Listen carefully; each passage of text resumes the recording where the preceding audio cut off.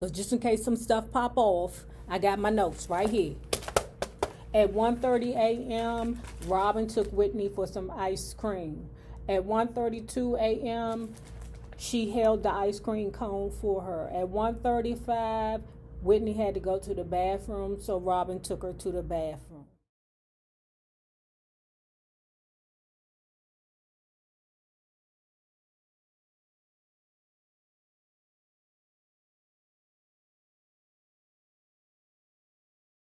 Okay, lovers, if you have not already done so, please make sure that you like, share, and subscribe because it is so important to my success here on the YouTube. And if you do not have a retirement/investment plan in place through your employer, please check out the Acorn app below. Now, let's talk about Robyn Crawford's A Song for You, chapters 19, 20, and 21. Part 8. So here we are. It is the winter of 1994, and Whitney Houston then swept all the award shows. In fact, remember when they was booing her ass down there to the Soul Train Music Awards because they were saying that she wasn't black enough? Well, in 1994, let me get this right. Hold on, let me get the paper.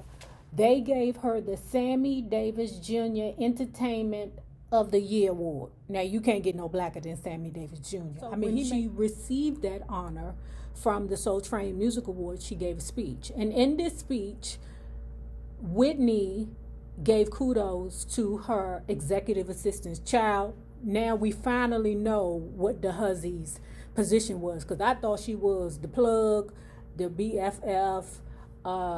What else did I think? The gopher, the carry out, the delivery guy. I mean, she been hiding your ass under the covers for years. Well, I mean, does it even count anymore, guys? Because they stopped hunching. I think it was like in 1986 or something like that. It don't even count no more, the fact that they hunched. Like, it just doesn't count. Not to me.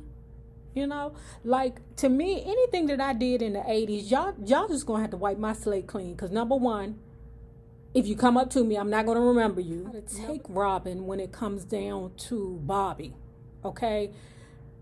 Oh, God damn. So let me just get into it. So anyway, Bobby, his publicist, and his bodyguard was arrested for beating up somebody at Disney World, child. They beat up somebody at Disney World, or they call it the Disney World Club. Disney World got clubs. I mean, so what happened once you tie the kids out all over the place? Then you get a kid a Benadryl, and then you go out partying. And somebody got hurt. It was a couple of stitches involved, a knot on his head, but somebody really got hurt. Now there were charges pressed, but it was swept under the rug because there was an undisclosed settlement. You know what that means. Here, get this $5,000, get the fuck out of my face. So pay attention to this, because this is when things started getting cruddy. Well, the whole situation is cruddy, but more cruddy towards Robyn, right? So in April of 1995, John Huston found a guy, the last name was Hammond, okay?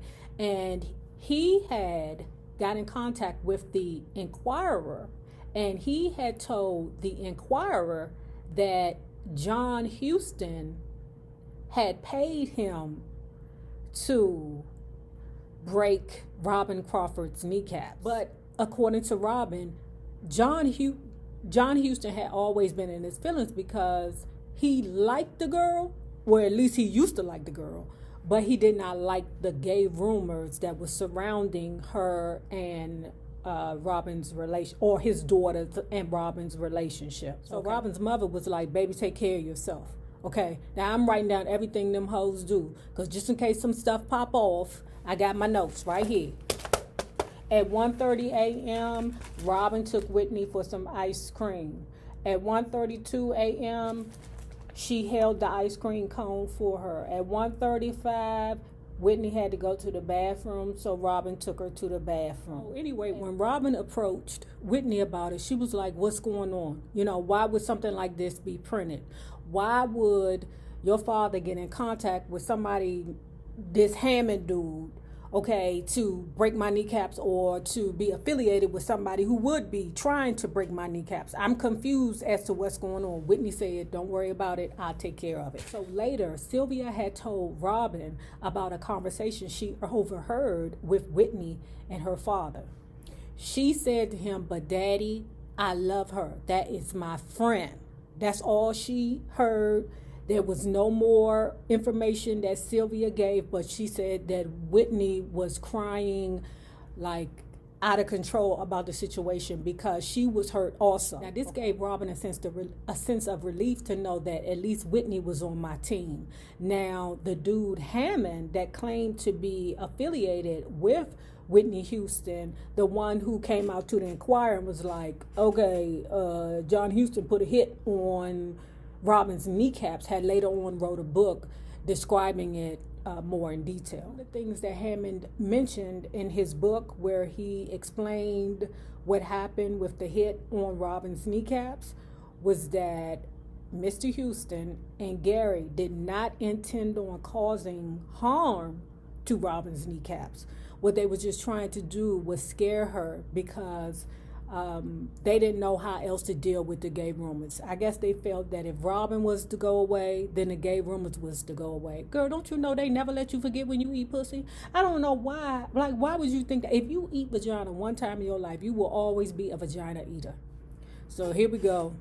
Wreckham Bobby. September 1995, Robyn has moved out in her own place. Her and her mother and her sister has settled, you know, in their space, okay? Because her mother is still alive. She is better with her AIDS. I'm telling y'all, I don't understand how that woman can have full-blown AIDS and have lived. I don't get that, but you know, it could have been the Magic Johnson drug. I don't know at the time.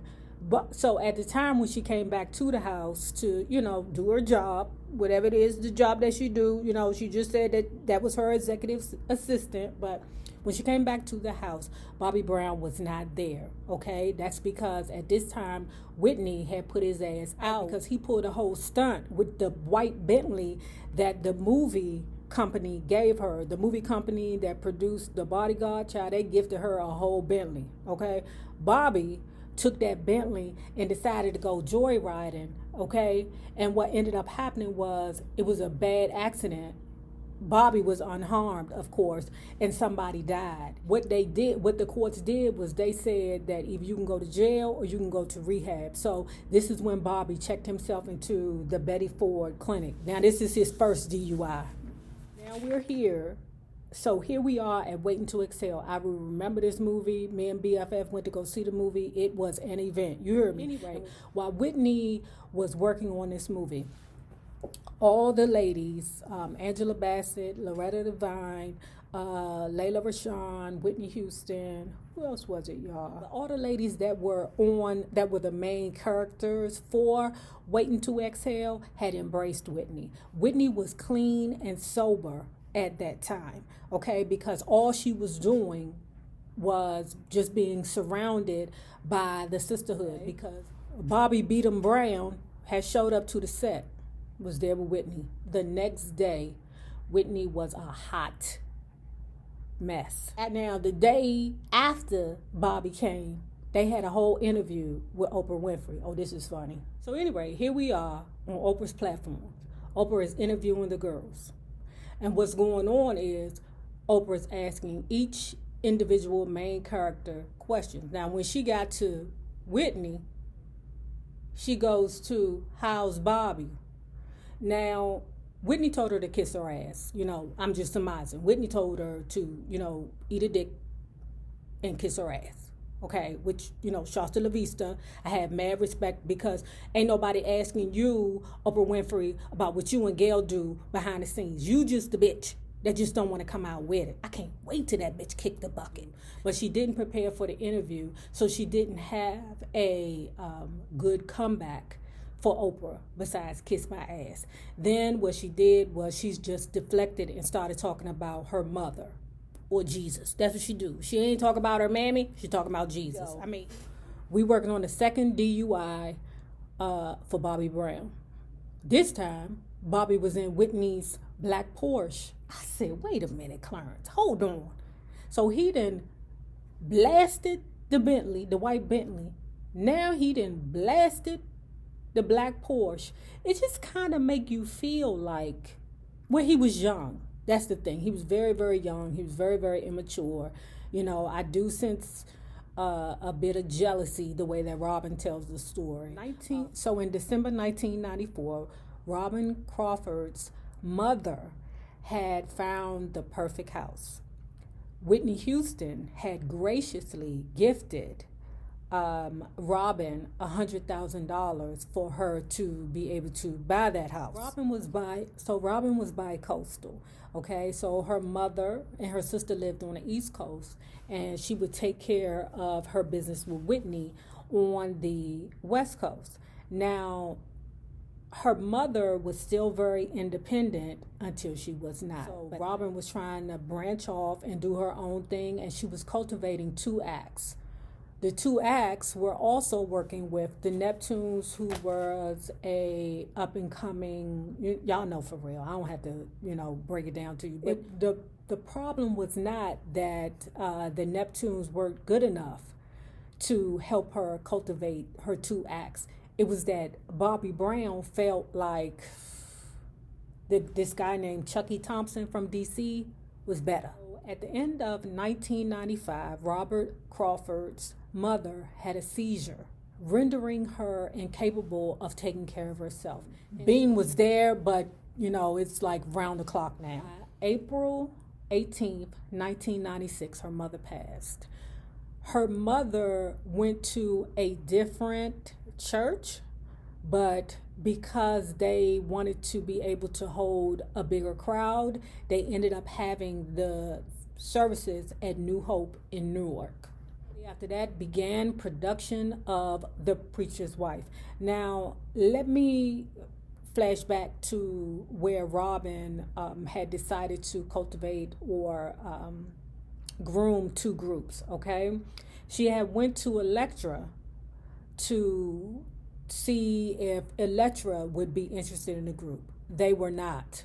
They was just meh. It wasn't like they were anything spectacular. And like she said, even though Robyn looked at the groups like they were spectacular, that wasn't what the record company saw. I want to give Robyn a dummy chop for. I'm really disappointed in her in this part. What happened was she was at Electra with her Judy, because this person Sylvia, not Whitney Houston Sylvia, but another person Sylvia. She was going to present the CD or the tape or the album, whatever, to Sylvia. Sylvia had a bad day. So what happened was, when Sylvia came through the door, she took her anger out on Robyn. And instead of Robyn manning up saying, oh, this bitch is having a bad day, yikes, maybe now is not the time, Robyn internalized it, had a nervous breakdown, and started sobbing and crying all over the place. And that was the end of that relationship and her endeavor to cultivate acts. Yes, you did not deserve it, but at the same time, you gonna let that break you? No wonder you didn't move away from Whitney Houston, because maybe Whitney Houston was coddling your ass. Here we go, we're back meeting with Disney, because we're working on The Preacher's Wife. The good thing about it was that Whitney got to work with Loretta Devine, Denzel Washington, Gregory Hines, a couple of those people she has worked with before on Waiting to Exhale. So it was good for her to be around that good energy, but Whitney Houston was worn down. Whitney probably was working far past her capacity. Okay, and it's probably because she had to take care of so many people.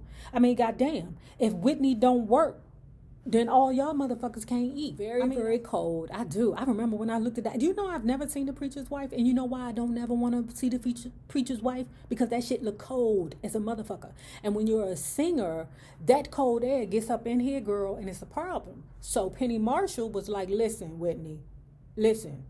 You get ready to go sing with the Georgia Mass Choir, and what I need you to do is lip sync, because I know you've been singing your whole life.